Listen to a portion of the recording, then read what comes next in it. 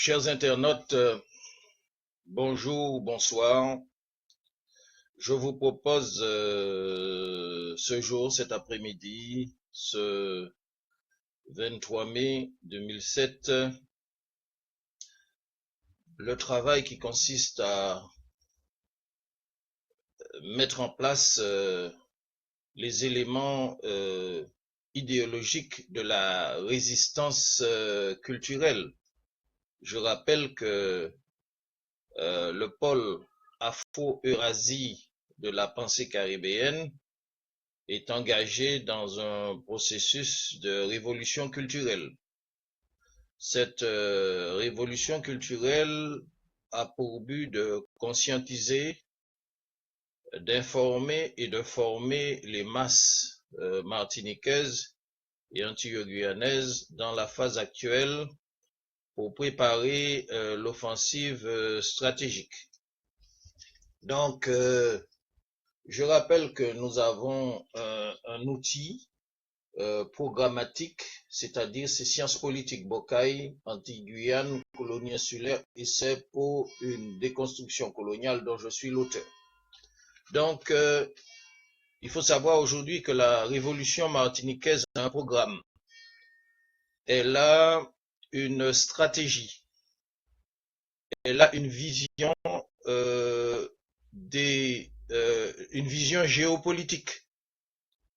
Et elle se situe effectivement dans la réforme anti-impérialiste qui a lieu dans notre région et qui englobe le monde entier, puisque vous savez, après le pacte de Varsovie, après l'effondrement de l'URSS, nos camarades Fidel Castro, Daniel Ortega, Hugo Chavez, ainsi que Evo Morales, ainsi que le président Vladimir Poutine de Russie, ainsi que la Chine, ainsi que leurs alliés orientaux du Liban, de l'Iran, les pays du BRICS et les pays non alignés ont formé une alliance.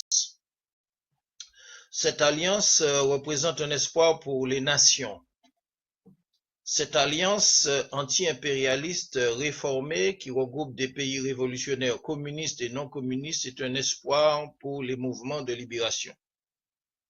Et c'est dans cet ordre-là que nous voulons réorienter le mouvement nationaliste en Martinique pour sortir de la collaboration, de la capitulation, du social réformiste et du néocolonialisme.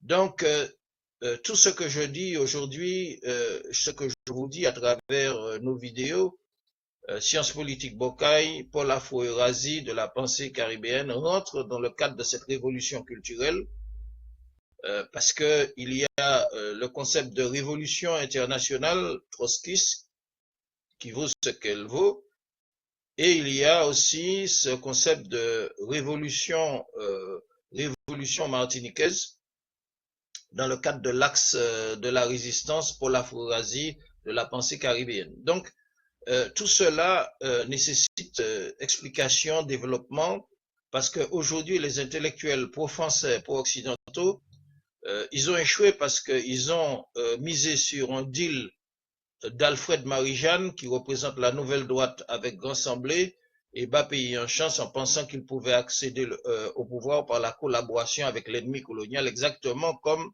le maréchal Pétain avait voulu sacrifier le destin de la nation française au profit de la collaboration avec les nazis.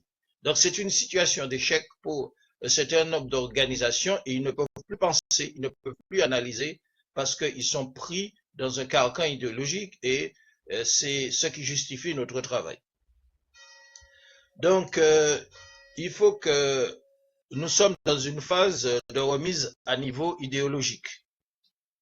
Remise à niveau idéologique parce que nous savons que des réformateurs, des penseurs comme Karl Marx, en leur temps, Lénine, ils ont fait un travail en fonction de la réalité de la société dans leur temps et les perspectives, ils ont analysé les perspectives d'une révolution locale et d'une révolution mondiale.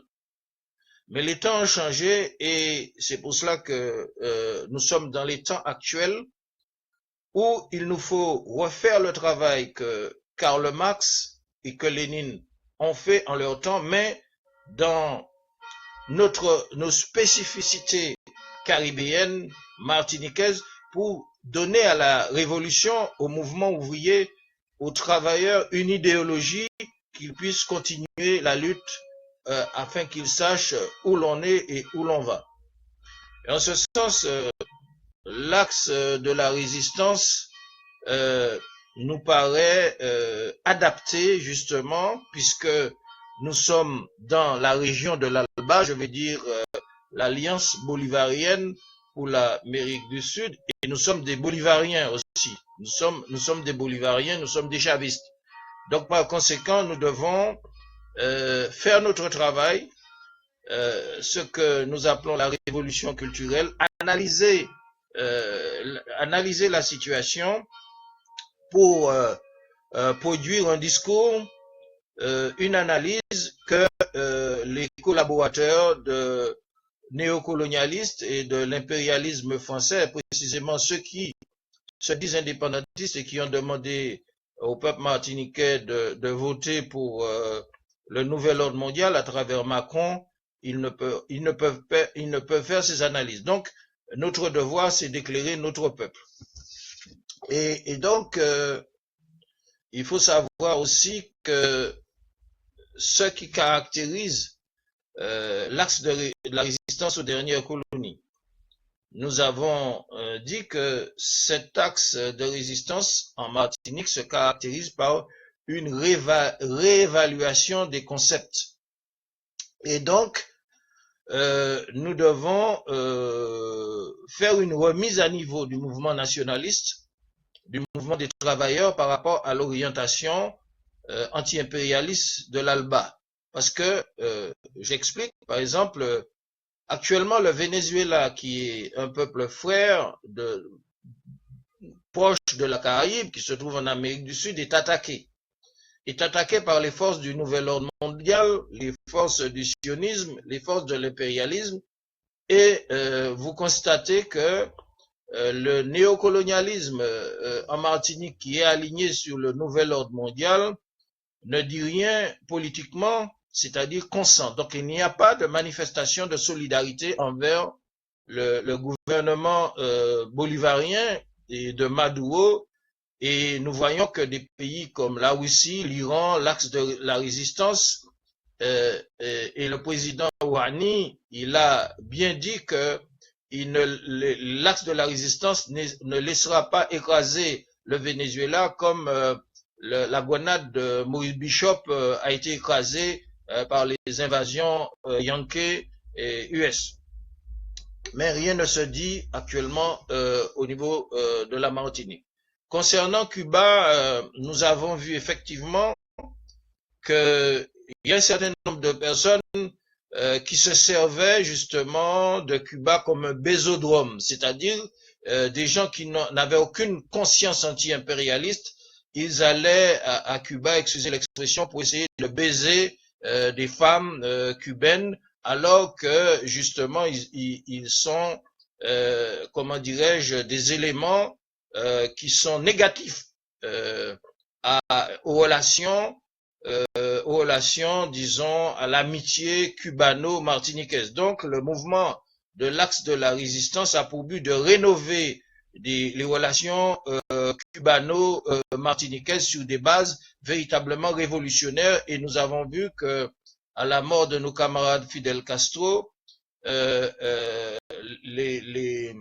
manifestation s'est révélée aux yeux du monde de l'importance, de l'incommensurable travail de notre camarade Fidel Castro, qui a réuni justement des pôles de résistance de partout dans le monde, depuis la Chine, depuis l'Afrique, l'Angola, depuis l'Iran, etc., etc.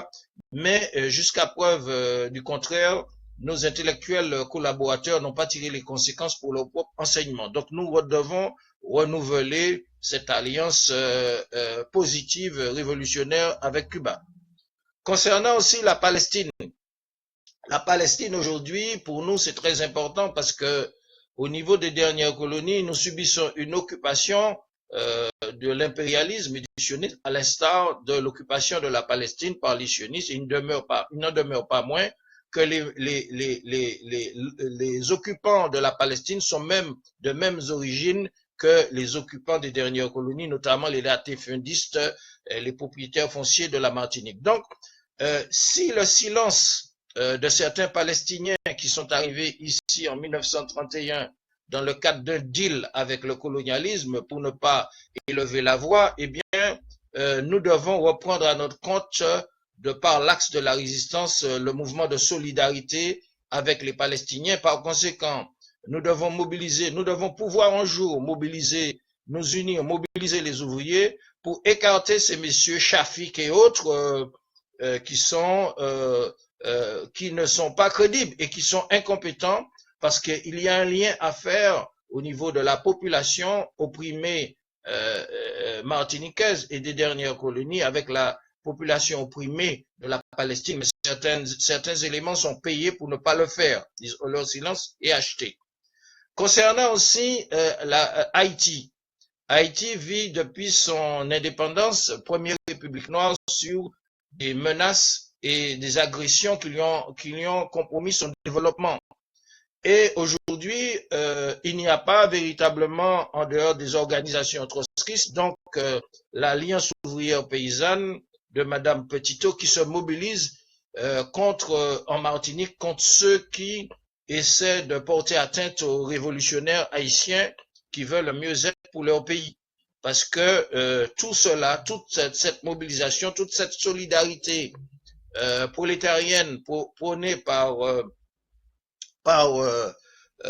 comment dirais-je, Karl Marx en son temps et Lénine, ont été enterrés par les collaborateurs martiniquais qui ont trahi effectivement, comment dirais-je, l'alliance des travailleurs, l'alliance des ouvriers.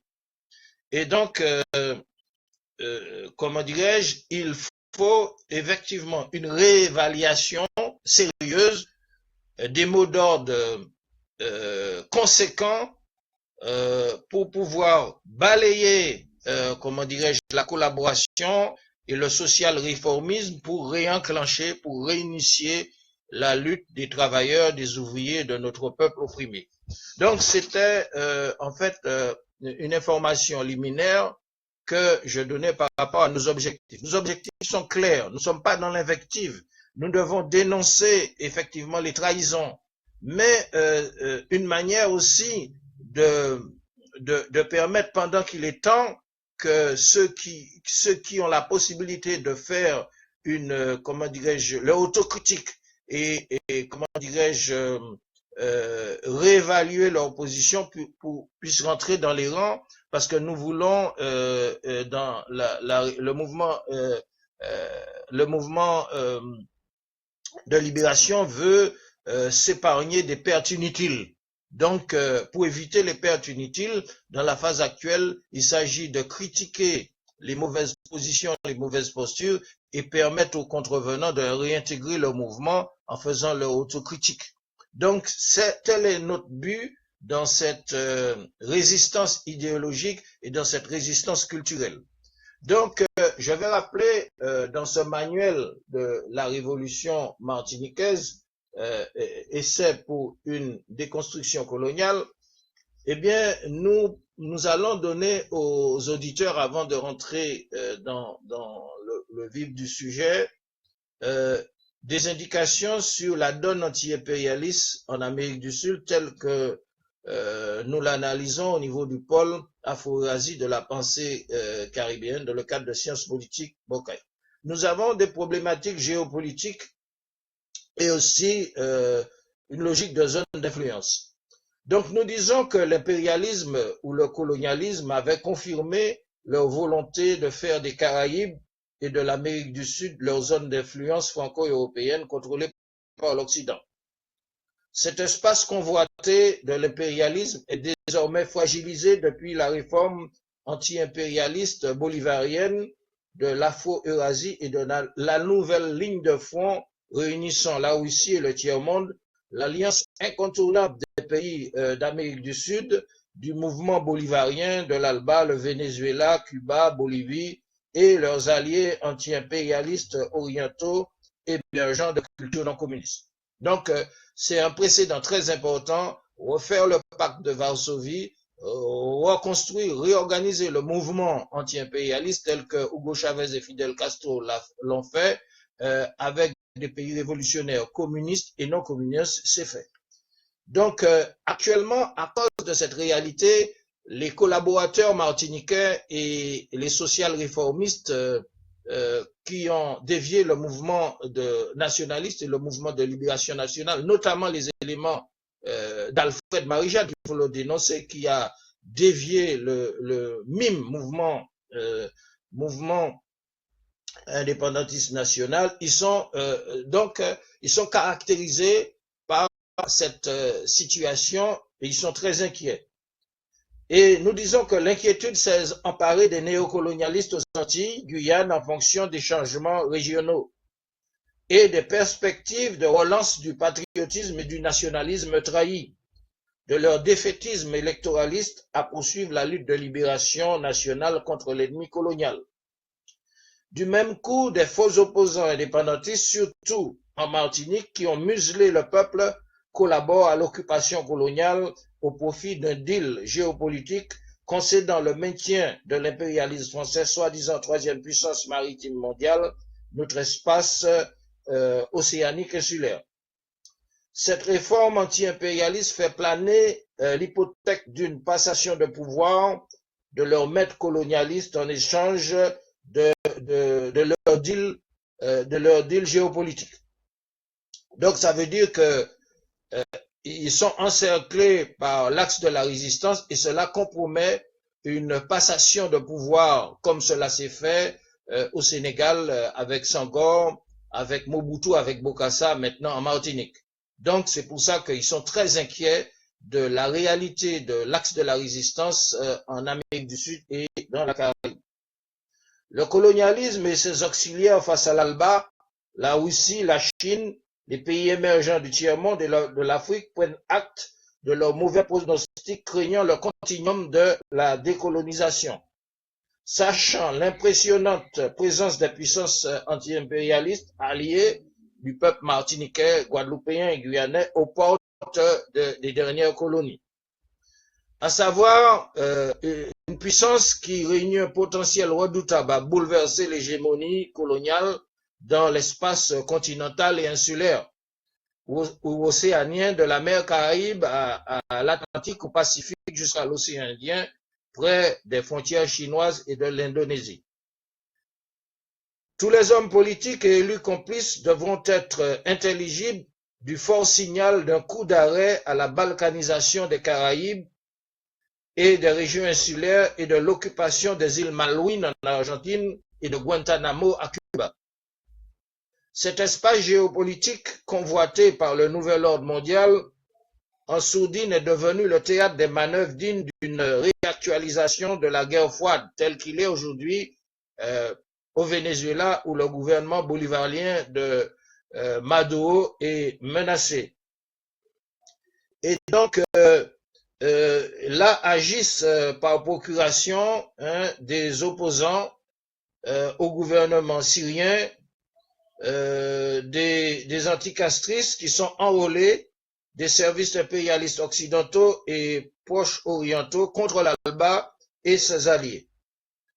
Donc, voilà un peu la toile de fond que je présente dans cette vidéo à nos internautes pour comprendre la réalité de la situation actuelle. Donc, c'est pour vous dire que nous sommes actuellement aux Caraïbes, en Amérique du Sud, amenés à faire le même travail que Karl Marx et Lénine ont fait pour faire une analyse de la situation, faire une réévaluation du contexte propice au déclenchement, comment dirais-je, de la révolution culturelle. Donc, nous sommes obligés de faire une réévaluation, une remise à niveau, et j'ai cité tous les points importants, et c'est en ce sens que aujourd'hui, notre travail se justifie. Et dans une autre vidéo, pour ne pas être trop long, je vais essayer de donner des détails sur ce que nous appelons la supercherie idéologique des intellectuels pro-français et pro-occidentaux en Martinique. Et donc, il est important que nous donnions un petit aperçu sur ce dont nous allons parler dans les prochaines vidéos parce que, effectivement, on peut s'interroger sur les liens idéologiques qui existent entre des intellectuels opportunistes qui, en fait, s'accommodent sans aucune dénonciation politique au néocolonialisme représenté par l'équipe de Alfred Marie-Jeanne, c'est-à-dire Grand Semblé, devenu la Nouvelle Droite, et Bas-PIA en chance. Donc, qu'est-ce qu'il en est de ces intellectuels pro-français, pro-occidentaux qui ne dénoncent pas cette situation de déviation du mouvement nationaliste, qui sont dans une ambivalence et dans un mutisme, et qu'en font-ils? Eh bien, en fait, il s'agit dans leur comportement de manœuvres subtiles néocolonialistes et en fait, ils ne s'opposent pas à la ligne, comment dirais-je, de la nouvelle droite en réalité. Ils font semblant et en fait, cela est nécessaire, cette analyse est nécessaire pour donner, comment dirais-je, de nouvelles directives pour réorienter le mouvement nationaliste qui a été dévié et il serait normal qu'on attende des intellectuels qui ne sont pas engagés dans l'électoralisme qu'ils dénoncent par exemple la CTM. Seul PKLS, le Parti communiste pour l'indépendance, a dénoncé la CTM comme une supercherie néocolonialiste, mais les autres, nous n'avons pas entendu mot. Donc, nous voyons que nous avons une progression anti-war en avant-garde du néocolonialisme représenté par la CTM et la déviation du mouvement indépendantiste nationaliste représenté par Alfred Marie-Jeanne. Mais anti-war vient derrière des intellectuels pro-occidentaux réservistes qui sont des supplétifs. Donc des intellectuels qui ne participent pas directement à la gestion coloniale de la CTM, mais qui sont en même temps des réservistes tels l'arbre qui cache la forêt. Ils font semblant d'être distanciés d'Alfred Marie-Jeanne sans pour autant le dénoncer de par sa trahison politique du mouvement nationaliste. En fait, lorsqu'on analyse bien les choses, c'est une diversion parce que ceux qui sont derrière par rapport à ceux qui sont en avant, ce sont les mêmes équipes issues idéologiquement de l'éducation nationale. Ils sont tous des ressortissants de l'éducation nationale. Ils possèdent la même idéologie que Macron. Ils possèdent la même idéologie que les partis républicains de droite et de gauche. Et donc, la diversion du marie-jeannisme consiste à garder des réservistes, comment dirais-je, anti-war. C'est l'arbre qui cache la forêt et cela, ils font semblant de se distancier de l'orientation néocolonialiste sans pour autant dénoncer la trahison. Donc, il s'agit d'une même équipe. L'une opère directement au service du colonialisme et l'autre opère de la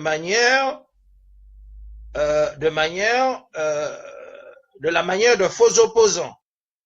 Et pourquoi il opère de cette façon? C'est pour faire obstacle, pour faire une diversion, pour faire obstacle à toute perspective de réorganisation du mouvement anti-impérialiste au profit inavoué d'Alfred Marie-Jeanne, donc Alfred Marie-Jeanne, il a mis en tiroir de ses équipes de réservistes pour faire une opération Molokoï, pour justement empêcher que ceux des militants qui pourraient investir la scène politique pour réorganiser le mouvement nationaliste, le mouvement de libération, ne puissent pas le faire puisqu'il s'est occupé par des réservistes, des faux opposants. Donc,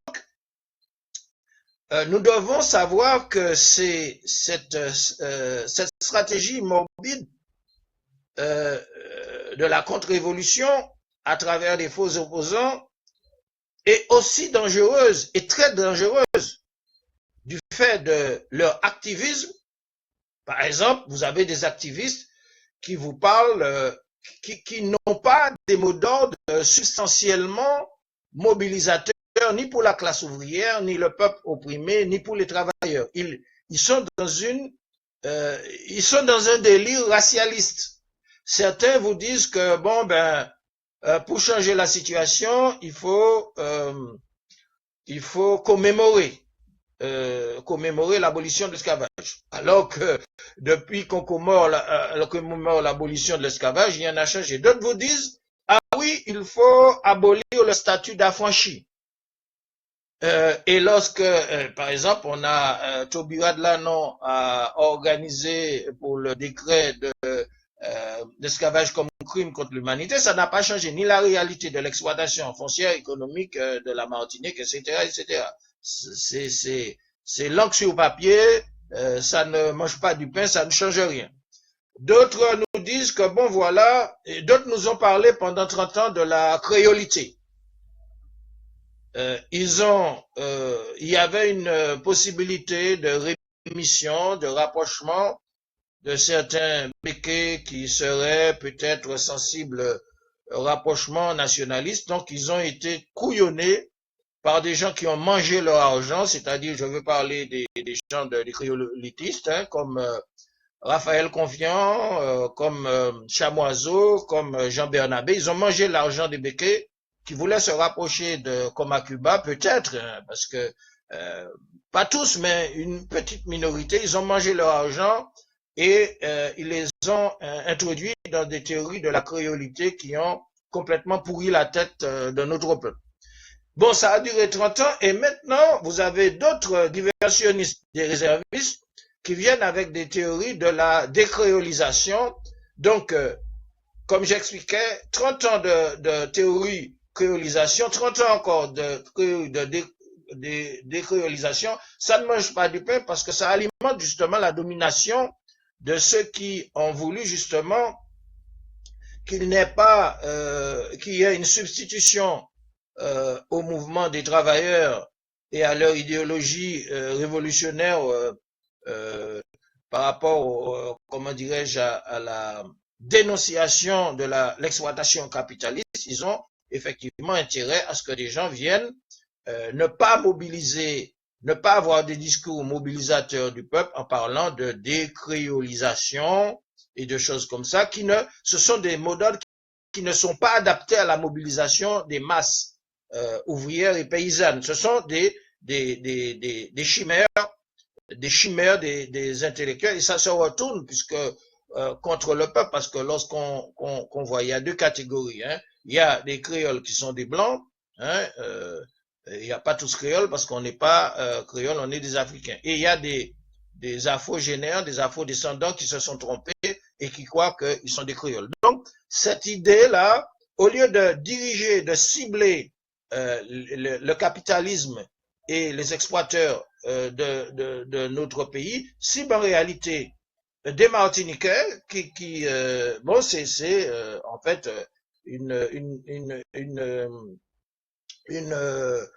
comment dirais-je, une brèche, hein, pour encore nous diviser au lieu d'expliquer aux gens effectivement que vous êtes et c'est pour cela que pour nous l'idée du patriotisme rassemble tout, règle tous les problèmes, et ces théories sont vaseuses et fumeuses.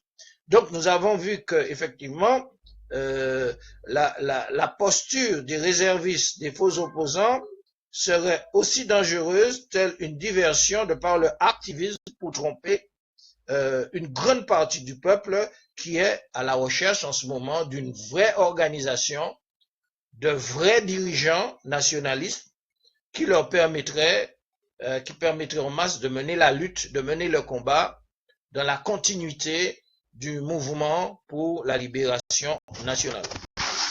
Donc, je vais terminer sur cette vidéo en vous proposant, lors d'une prochaine vidéo, de continuer sur ce même thème pour mieux expliquer, comment dirais-je, le point de vue de Sciences Politiques Bocaille, et cela justifie en quelque sorte ce que nous avons dit tout à l'heure, puisque nous sommes dans une résistance idéologique et dans une résistance culturelle. Nous ne sommes pas dans l'invective, mais nous sommes dans l'analyse, et il s'agit de dénoncer le mal et de recommander le juste.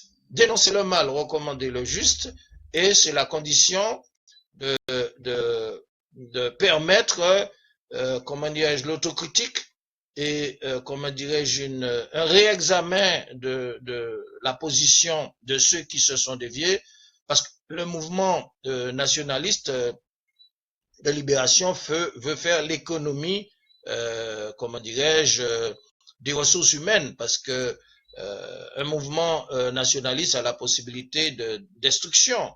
Mais dans cette perspective, le moment est de récupérer les éléments déviés afin qu'ils fassent leur analyse, qu'ils fassent leur autocritique, comme dans la révolution chinoise, hein, une rééducation de l'élite afin d'éviter, comment dirais-je,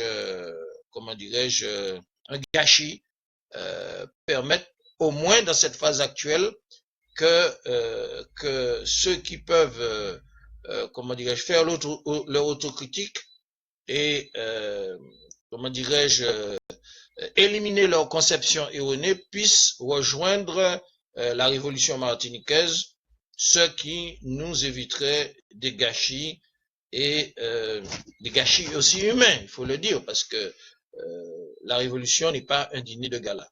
Eh bien, chers internautes martiniquais, chers internautes antillo-guyanais, chers internautes, comment dirais-je, anti-impérialistes d'Amérique du Sud, d'Afrique, d'Asie, d'Europe, de France, eh bien, c'est Macandal, de l'orientation du pôle Afro-Eurasie, de la pensée caribéenne, Sciences Politiques Bocaille. À bientôt pour une prochaine vidéo.